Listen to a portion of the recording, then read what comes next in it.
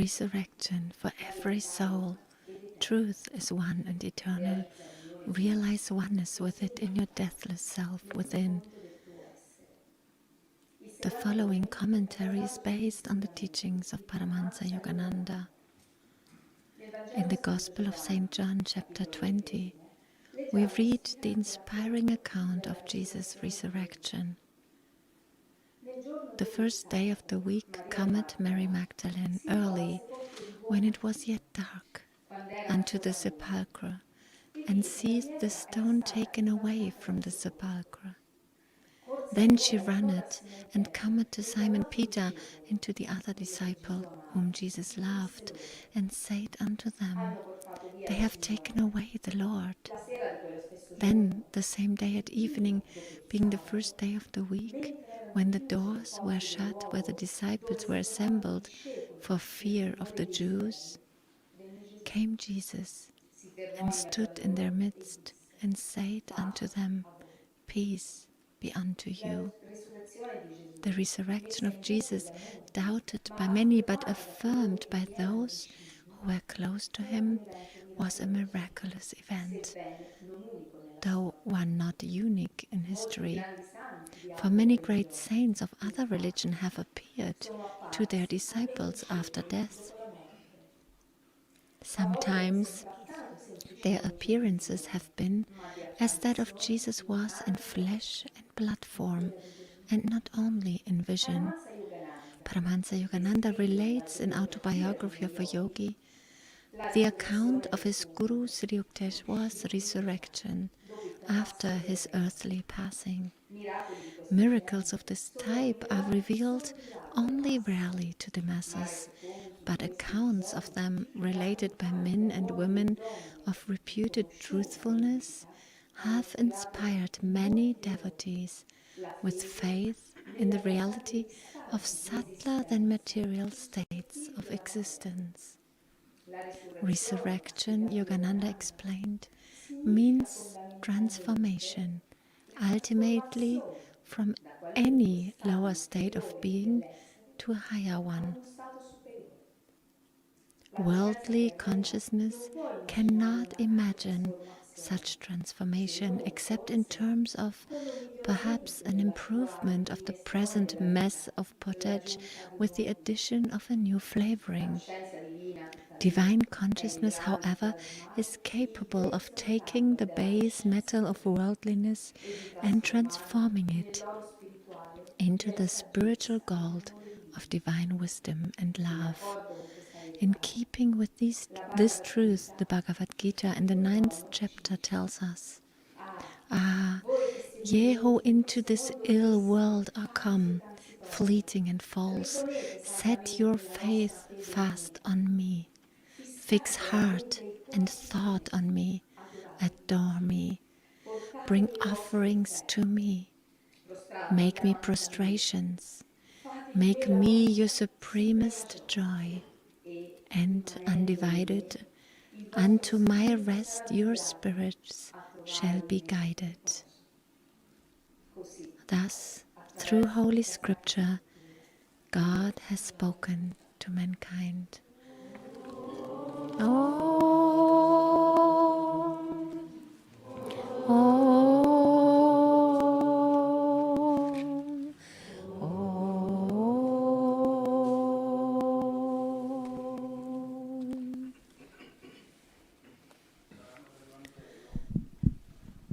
This part of the Gospel is one of my favorite. After Mary Magdalene goes to Simon Peter and the other disciples, she goes back to the sacred sepulchre. She kneels down before it, and inside she sees two angels, one behind and one in front of where Jesus' body had been lying down, and she asked these two angels, the body of my master is not here. Do you know where it has been taken? And the angels obviously did not answer. Then she turns around and Jesus Christ is behind her.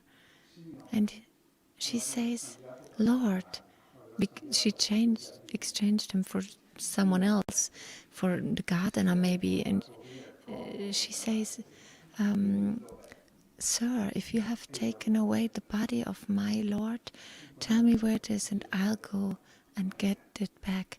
And in that moment Jesus says, Mary, it is me. And she says, Master, and kneels down.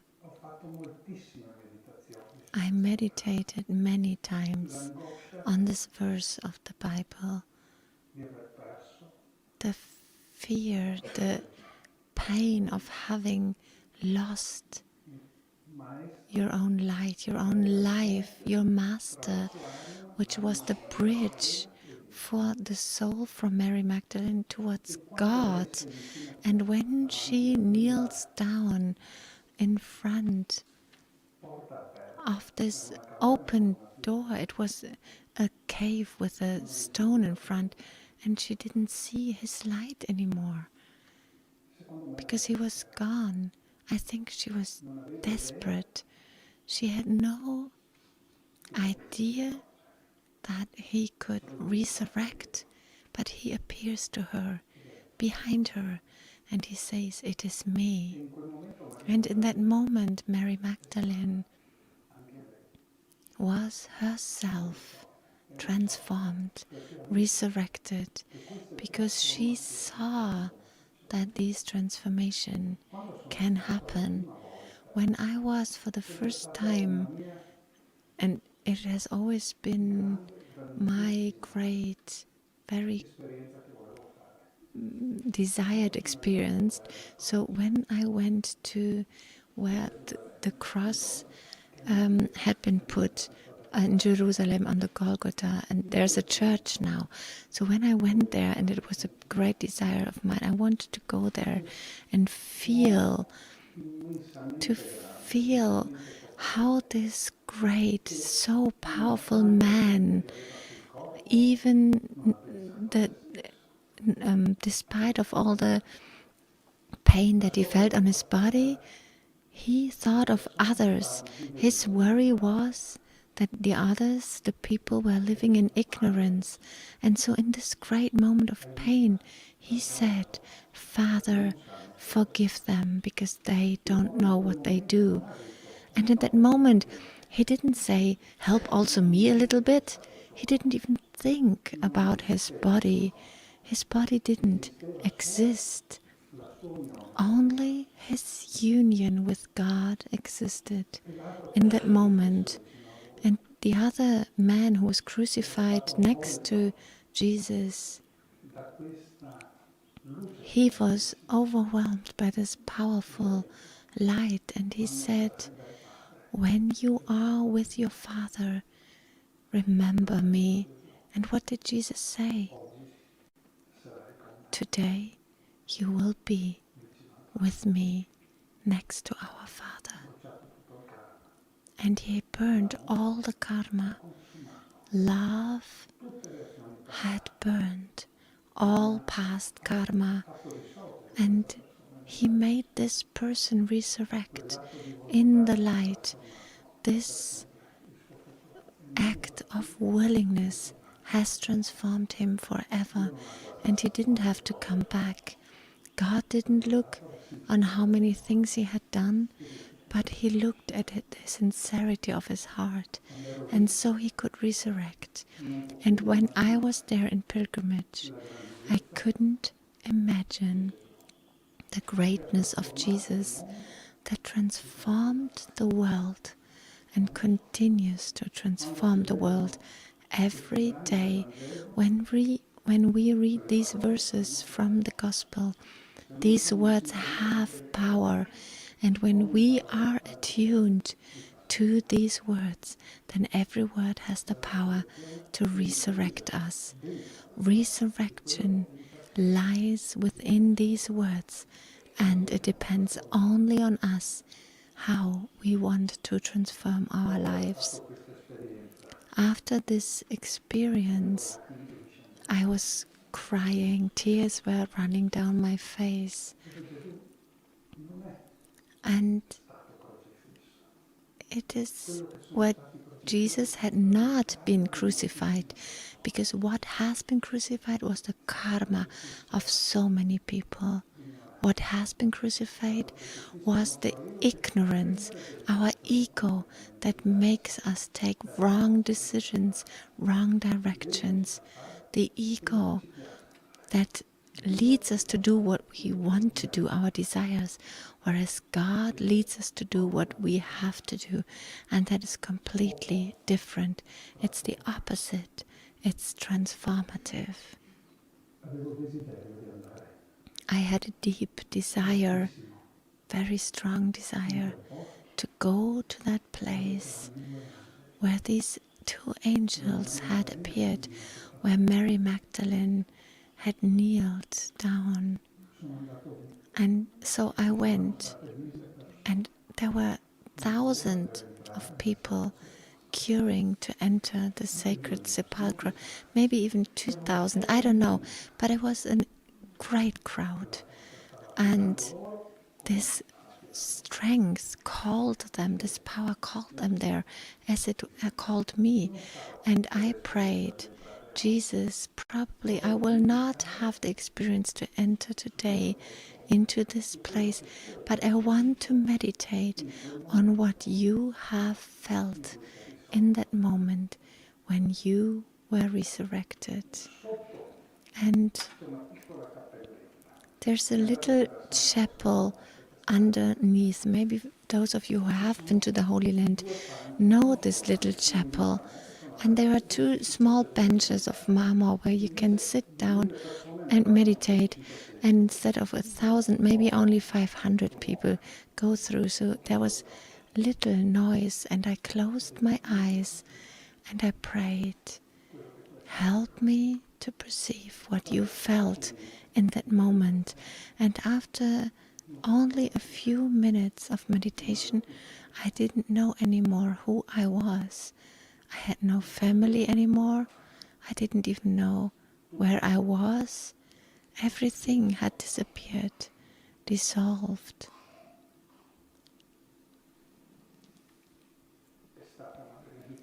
And it was a deep blessing, and I cannot find the words to explain.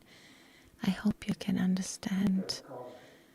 All things that we are attached to in those moments disappear. Nothing's left but your soul and God, and a sense of freedom, of immortality. Remaining in life or losing your life, it wouldn't have mattered to me in that moment. It would have been the same to me. All successes, all failures had zero importance. There was no attachment to anything. I meditated for about an hour, maybe a little less or a little more. And when I came out together with a friend, a person in the midst of this crowd of people came towards us and asked me, do you want to enter into the sacred sepulchre? And I said, yes, I would love to very much.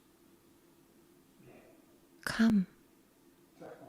And he accompanied us to this sacred sepulchre, and he had the authority to do so. He put out his hand, he stopped the crowd, and he said, now you are here. 2 minutes. I kneeled down in front of that stone of marble, where these two angels had appeared and where the body of Jesus had laid on the Saturday, because on the Sunday it wasn't there anymore, only the two angels. It was an incredible experience. I didn't even realize what was happening. I was not aware of what was happening around me. I was only following what God put in front of me in every moment. And what I have felt in that place, I cannot describe.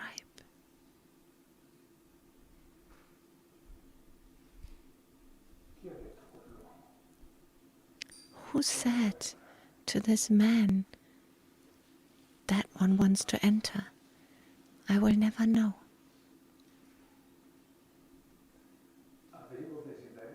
I had the desire to enter very deep, but during meditation I offered it up to the feet of Jesus and I prayed, your will be done.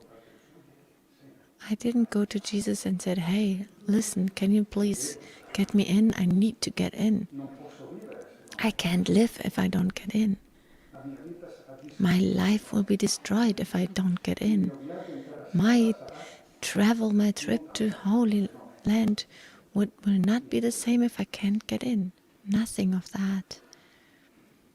I just offered it up. I couldn't say all these things.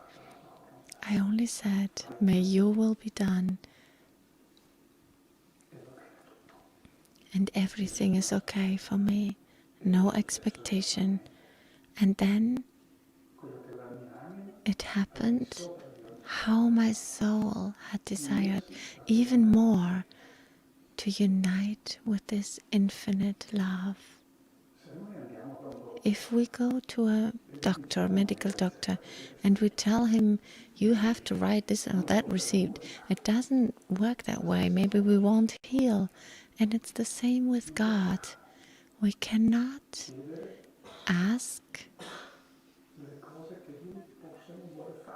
the things that maybe He doesn't want to do, but not because we are asking for the wrong thing. We are asking maybe for the right thing, but we are not surrendering to His will. Miracles happen if you surrender to His will.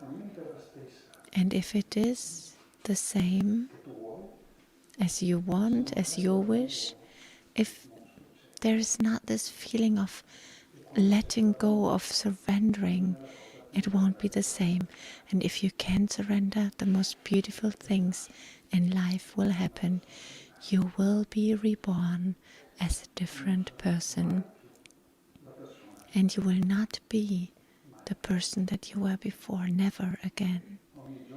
Every day that we win a challenge, that we solve a situation, from a moment of sadness, we pass to a moment of joy. That's where we are reborn, where our resurrection happens. It is very important that we look on these things in our lives, because one life can have many resurrections. Saint Paul said, I die every day. How did he die every day? He resurrected every day, and the old Paul died, and the new was born. And that is the most beautiful day to live, the Easter of Jesus. Every day we have to see in the situations, in all situations that happen, His face. I want to tell you a story. Jesus' brother was called Jacob, and he was a very orderly man following the law, and he did not approve very much Jesus because he didn't respect the Saturday. He would even go on a Saturday and heal people. He would travel on a Saturday, and he did not approve that. He didn't approve also that Jesus would show himself to spread the message. And so his brother remained a little hidden behind Jesus. Jesus was crucified, and he was very worried because he couldn't do anything about it.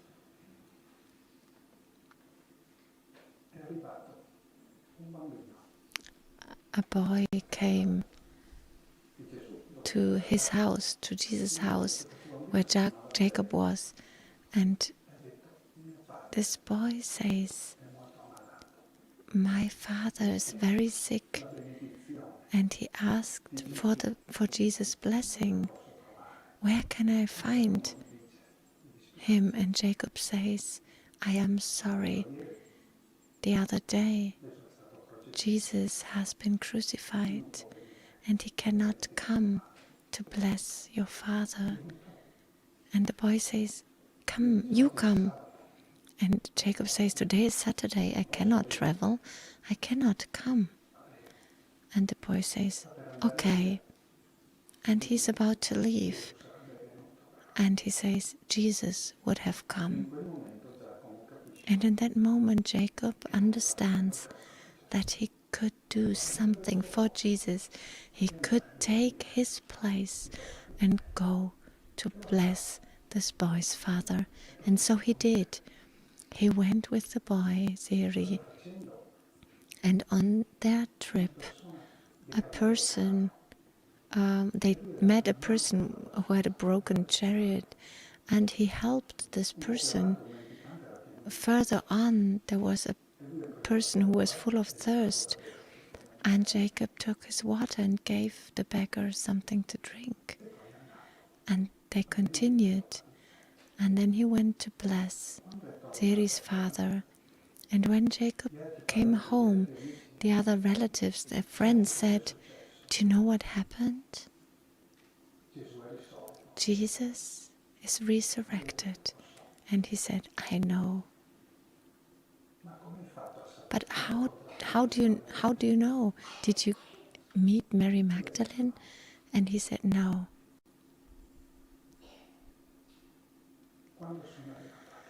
When I came home to this boy's father, the face that looked at me asking for my blessing was Jesus' face, my brother's face. And when I helped the person with the broken chariot, the hand that I took to help him push his vehicle was Jesus' hands. And when I gave another person something to drink, it was the smile of my brother who thanked me. So now I understand that my brother has resurrected and who my brother is. Everything that happens to us can have this very power, transforming power. Today is a very important day for our good proposals for our future lives. Every day, let us appreciate every moment of our life. Whatever happens, let us understand how important it is to live like Jesus lived, like our masters lived. Our masters here behind me on the altar. Let us understand that their strength is ours, their glory is ours. And if we want to live a glorious life, we need to attune with them, where everything is beautiful, everything is light, everything is divine power. And if we attune ourselves with this beauty, in that moment we will have understood all their teachings, even if we had never opened a book, because we understand it with our hearts. And this certainty that comes from the divine will be ours forever. Maybe our life, for sure our life will end someday, but if we live in this way,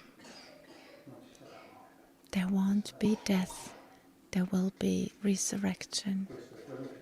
That is what our masters ask us. Live for God. Follow the example of the great masters. Follow the example of who has given his own life for them. And in that moment, in that precise moment, which may also be now, we will resurrect in divine light. Happy Easter and a happy resurrection to each one of you.